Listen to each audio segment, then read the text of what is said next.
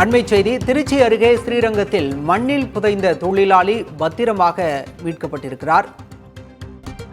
குடிநீர் குழாய் புதைக்கும் பணியின் போது அந்த பணியில் ஈடுபட்டிருந்த தொழிலாளி 20 அடி பள்ளத்தில் மண் சரிந்து மண்ணில் புதைந்தார். உடனடியாக தகவல் அறிந்த தீயணைப்புத் துறையினர் துரிதமாக செயல்பட்டு அவரை பத்திரமாக மீட்டிருக்கின்றனர்.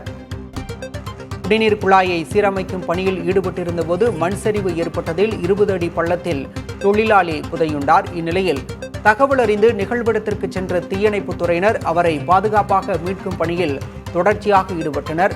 முன்னதாக புதிய தலைமுறையும் நேரலையில் அந்த காட்சிகளை பதிவு செய்தது. தலை மட்டும் வெளியே தெரிந்த நிலையில் உடல் பாகம் முழுவதும் மண்ணில் புதைந்து கிடந்தது. இந்நிலையில் தற்போது முழுவதுமாக மீட்கப்பட்டிருக்கிறார். விவரங்களோடு செய்தியாளர் லெனின் இணைந்திருக்கிறார். லெனின், தற்போது முழுவதுமாக பாதுகாப்பாக மீட்கப்பட்டிருக்கிறார் அந்த தொழிலாளி. தற்போது அவரை மருத்துவமனைக்கு அழைத்து சென்றிருக்கின்றனர். எங்கு அழைத்து செல்லப்பட்டிருக்கிறார்? அவருடைய உடல்நிலை எப்படி இருக்கிறது? தற்போதுதான் அந்த 108 ஆம்புலன்ஸ் வாகனத்துல ஏற்றக்கூடிய பணியில இருக்காங்க. இப்பதான் ஏற்றிருக்காங்க. குறிப்பா ஒரு 20 அடி பள்ளத்துல அவர் குடிநீர் குழாய் பழுது சரி செய்யக்கூடிய பணியில ஈடுபட்ட போது திருச்சி மாநகராட்சியினுடைய ஒப்பந்த தொழிலாளராக இருக்கக்கூடிய அந்த திருச்சி மிளகுப்பாறையைச் சேர்ந்த செல்வம் என்பவர் அந்த மண் சரிவில் சிக்கிக் கொண்டார். குறிப்பாக அந்த குடிநீர் செல்லக்கூடிய அந்த பாதை என்பது ஒரு 4 அடி சுற்றளவு கொண்ட மிகப்பெரிய ராட்சச இரும்பு குழாய். அந்த குழாய் வழியாகத்தான் திருச்சி மாநகர மக்களுக்கு குடிநீர் விநியோகம் என்பது செய்யப்படுகிறது. அந்த குடிநீர் குழாயில ஏற்பட்டிருக்கக்கூடிய அந்த நீர்க்கசிவை சரி செய்யக்கூடிய பணியில தான் தொழிலாளர்கள் ஈடுபட்டிருந்தாங்க. குறிப்பா தொடர்ச்சியாக இப்ப பெஞ்சுகிட்டு இருக்கக்கூடிய மழையின் காரணமாக இந்த பகுதி முழுவதும் ஒரு சதுப்பு நிலம் போல காட்சியளிக்கிறது.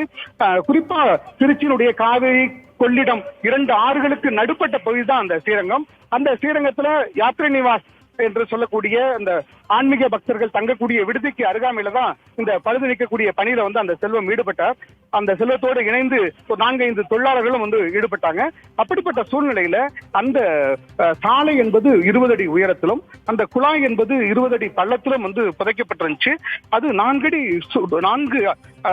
அடி அந்த சுற்றுலவு கொண்ட அந்த இரும்பு ராட்சச குழாய்க்கும் அந்த சாலையிலிருந்து மண் சரிந்த அந்த பகுதிக்கும் இடையில் சிக்கிட்டார். மனிதனுடைய உடம்பு என்பது பின்பக்கமாக கால்களை மடக்கக்கூடிய வகையில தான் இருக்கு. ஆனால் எதிர்பாராத விதமாக இந்த மண் சரிவுல அவருடைய கால்கள் அந்த இரும்பு குழாயினுடைய அந்த இடுக்குகள்ல சிக்கிக்கிருச்சு. அது எப்படி சிக்கிருக்குன்னு சொன்னா மண் அவருடைய கால்களுடைய பின்பகுதியில சரிஞ்சதுனால கால் அந்த இரும்பு குழாயினோட அந்த வளைவுக்கு ஏற்ப முன்பக்கமாக சிக்கி கொட்டது.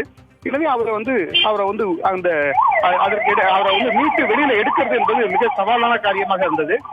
கொஞ்சம் கொஞ்சமாக ஜேசிபி இயந்திரங்கள் ஒரு 3 வரவழைக்கப்பட்டு தீயணைப்பு படை வீரர்கள் இங்கு காவல்துறையினர் இங்கு தொடர்ச்சியாக கொஞ்சம் கொஞ்சமாக அந்த மண்ணை அகற்றி அந்த 4 அடி சுற்றளவு கொண்ட அந்த இரும்பு குழாய்களுக்கு அடிப்பகுதியில் இருக்கக்கூடிய மண்ணை கொஞ்சம் கொஞ்சமாக அகற்றி அதற்கு பின்னால் வேறு எதுவும் மண் சரிஞ்சிடாம அந்த தொழிலாளிகள் அந்த மீட்பு பணியில் ஈடுபட்டிருக்கக்கூடிய தொழிலாளிகளுக்கு ஆபத்து வந்துடாத வகையில சுற்றி தடுப்புகள் அமைச்சு கொஞ்சம் கொஞ்சமாக மண்ணை அப்புறப்படுத்தி அவரை தற்போது பத்திரமாக மீட்டிருக்காங்க.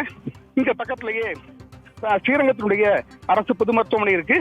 இப்ப அங்க முதலுதவி சிகிச்சையும் திருச்சி அரசு பொது மருத்துவமனையில அவருக்கு மேல் சிகிச்சையும் அளிப்பதற்காக தற்போது ஆம்புலன்ஸ்ங்கிறது புறப்பட்டிருக்கு. பலா, லெனின், நீங்கள் விவரிக்கும் போதே அவர் எந்த மாதிரியான சிக்கல்களை கஷ்டங்களை சந்தித்திருப்பார் என நினைக்க முடிகிறது.